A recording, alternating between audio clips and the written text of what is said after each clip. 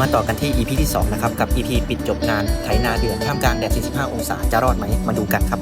หลังจากไถนาใกล้เสร็จแล้วนะครับเราก็จะเก็บรายละเอียดด้านข้างของนาครับผมทุกท่านสามารถรับชมการทำงานได้เลยนะครับ